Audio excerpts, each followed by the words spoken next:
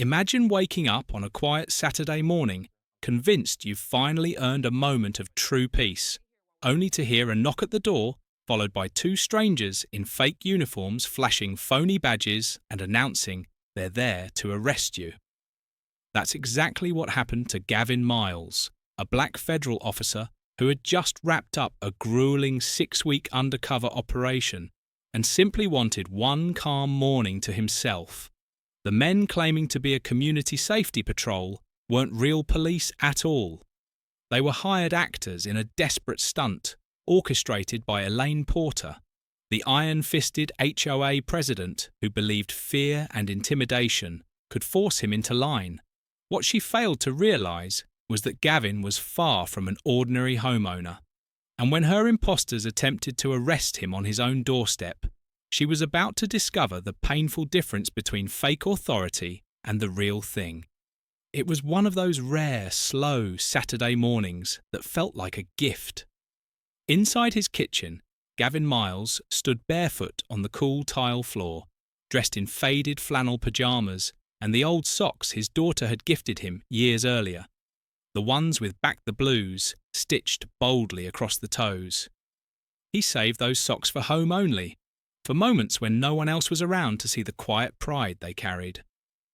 For the first time in weeks, Gavin allowed himself a deep, unhurried breath. 6 straight weeks spent deep undercover, pursuing cartel runners through filthy sewers and raided safe houses, had left his mind thick with exhaustion. 4 colleagues lost in the past year alone, too many ghosts trailing him wherever he went. Silence had become his rarest luxury. Then, without warning, the doorbell shattered the calm. Ding-dong.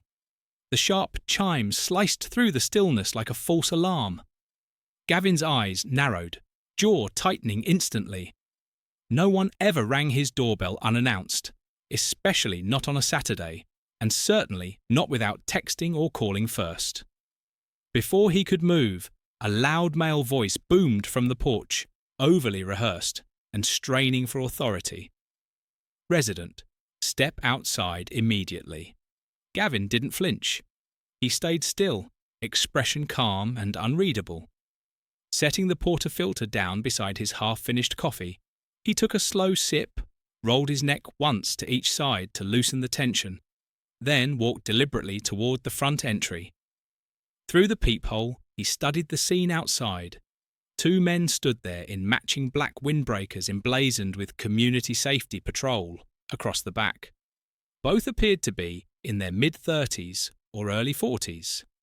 One wore a cheap plastic badge clipped to his belt, the kind anyone could print at a local office supply store. The other had zip-tie cuffs dangling from his waist like some misguided trophy. Both kept their sunglasses on despite the early morning shade still cloaking the street. Gavin cracked the door open just a few inches, enough to speak clearly, but not enough to reveal much of himself or the interior behind him. "Can I help you?" he asked, voice steady and low. The man on the left stepped forward eagerly, as if he'd been rehearsing that exact moment. He announced that they had received multiple complaints about yard debris, an unauthorised flag display, and reported verbal aggression toward an HOA board member, insisting that Gavin needed to come outside right away. Gavin blinked slowly, immediately catching the overwhelming scent of cheap cologne mixed with energy drink wafting from them. These men weren't cops, not even close. He asked which department they were with. There was a brief silence before one replied that it wasn't relevant. "What would you do if 2 strangers showed up at your door pretending to be law enforcement? Before we go further, what city or country are you watching from right now? Drop it in the comments. We love seeing where our viewers are tuning in from. And if you believe real authority should never be faked, smash that like button and subscribe to Story Arc for stories that remind people what happens when imposters meet the real thing. Gavin studied their badges closely, noting the cheap laminate with a clip art eagle, but no numbers or names anywhere. His tone dropped low and steady as stone. He pointed out that they were aware impersonating an officer was a felony, right? The taller one's jaw locked tight while the shorter one's hand twitched toward his cuffs. Gavin didn't move an inch, his eyes narrowing as he said quietly that he guessed Elaine Porter had sent them. His words were so calm they cut deeper than any shout. The two men exchanged uneasy glances. The taller one's throat bobbed, but no words came out. The shorter one gripped his fake badge harder, trying to steady himself. Gavin held their gaze for a long moment, then quietly shut the door. On the other side of the hedge, not even 20 feet away, crouched Elaine Porter herself, the woman pulling all the strings from behind the scenes. At 59, she was bone thin with hair sprayed into a rigid helmet and lipstick far too red for early morning. Her pressed beige pantsuit matched the pale siding of her house so perfectly that she almost blended into the background. Almost. She wasn't crouching to hide, though. She was crouching to watch, because that was what she did best. Surveillance disguised as civic duty. As president of the HOA, head of the Neighbourhood Watch, and self-appointed guardian of property perfection, her vendetta against Gavin Miles, the new black homeowner, had started the day he refused to remove his thin blue line flag from the porch. She'd called it divisive and political. Non-compliant with the rules, but it wasn't politics she truly hated, it was resistance. Gavin didn't attend her endless meetings, didn't answer her barrage of letters, and didn't fear her clipboard in the slightest. That alone made him a threat.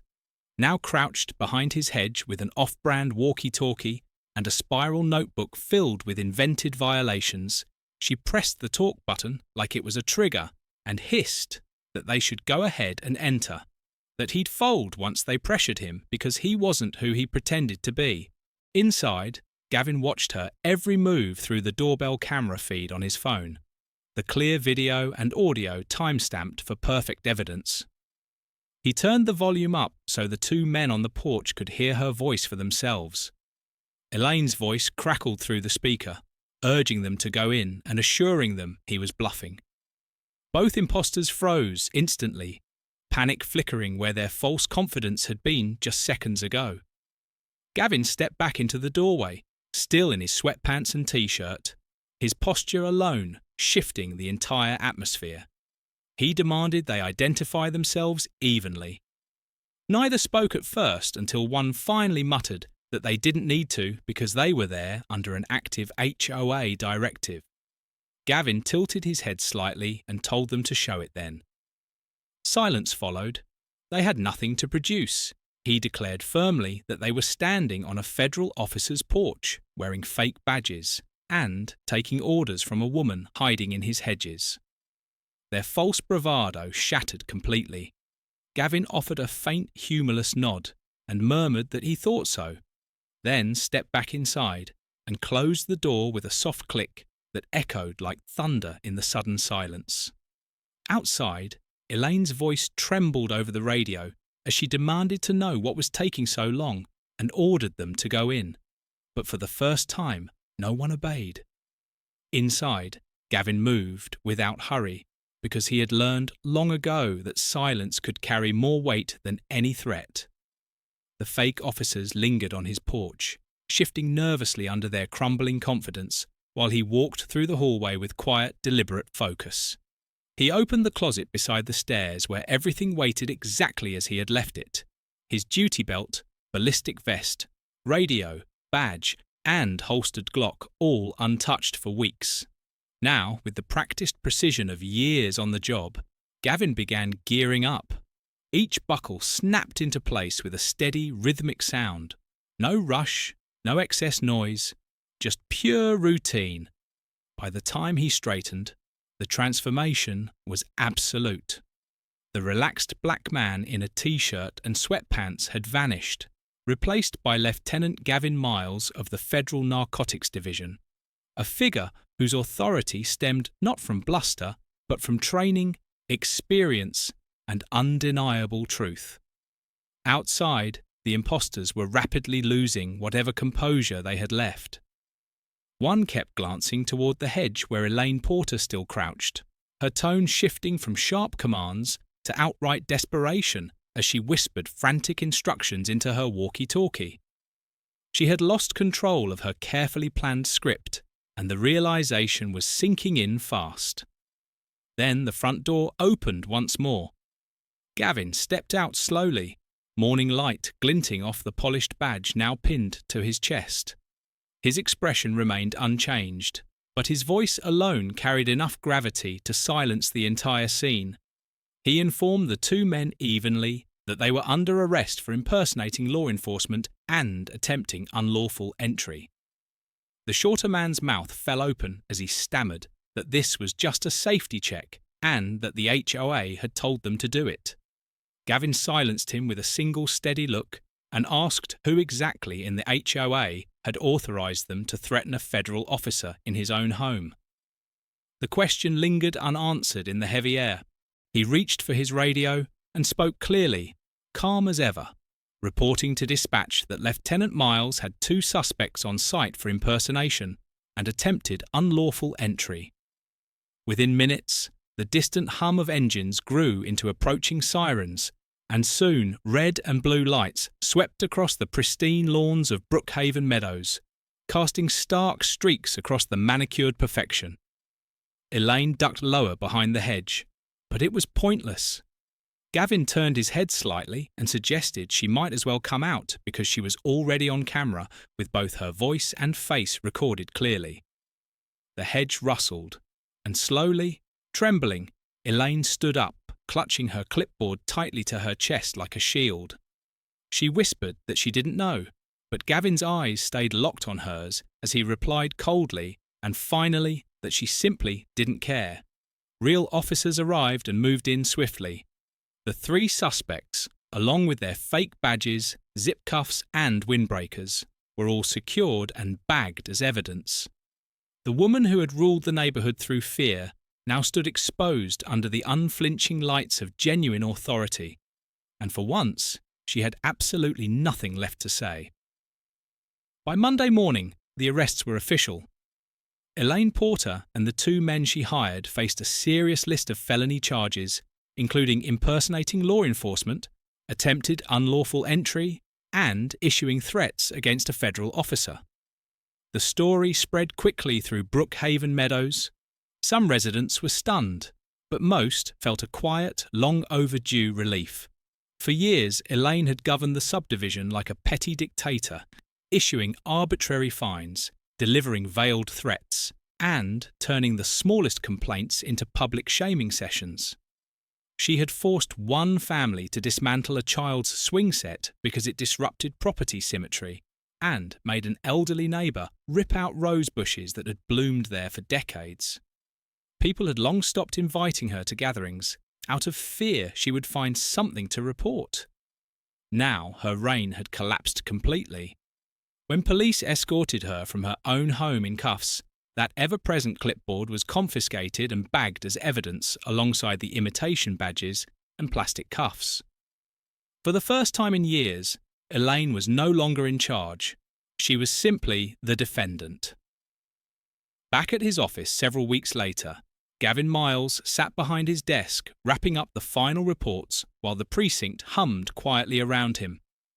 His colleague, Detective Cole Ramirez, leaned casually against the doorframe, holding up his phone with a wide grin and mentioning that Fox News wanted a statement because they were calling it the HOA sting and suggesting Gavin could do an interview since it was front-page material.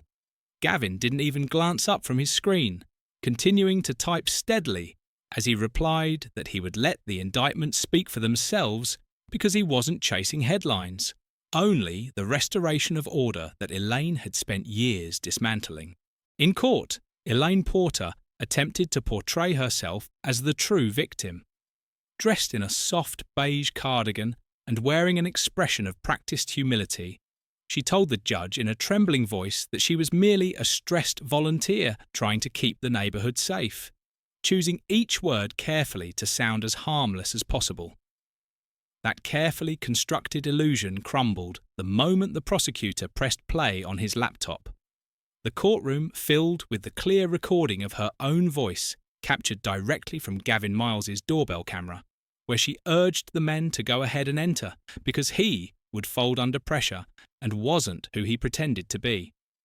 The room fell completely silent as every juror froze in place. The prosecutor asked pointedly whether she had known he was a federal officer. Elaine looked down at the table and murmured that they had assumed he was unemployed since he never attended HOA meetings, and flew that police flag, which she insisted was political. The prosecutor repeated the word flag slowly, asking if that was truly her justification. The judge leaned forward, voice thick with disbelief, summarising that she had hired men equipped with fake badges and plastic cuffs to intimidate a homeowner who happened to be a federal officer simply because she disliked his flag or his lawn.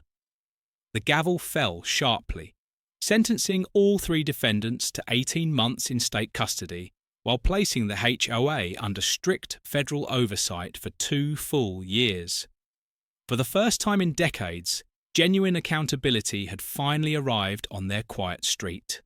The next HOA meeting bore no resemblance to the old ones. It wasn't held in a comfortable lounge or clubhouse, but in a plain church basement under direct court supervision. There were no snacks laid out, no lengthy speeches, and certainly no false displays of authority. Every bylaw was thoroughly rewritten and stripped of anything that could be twisted into abuse. Subcommittees vanished, self-appointed community patrols were banned entirely and only verified. Transparent procedures remained, all overseen by actual law enforcement when needed. If you believe the law should never be worn like a cheap costume, hit that like button and subscribe to Karen Reacts, because that HOA rewrote every rule after learning one unforgettable truth. You don't fake authority at a real cop's house.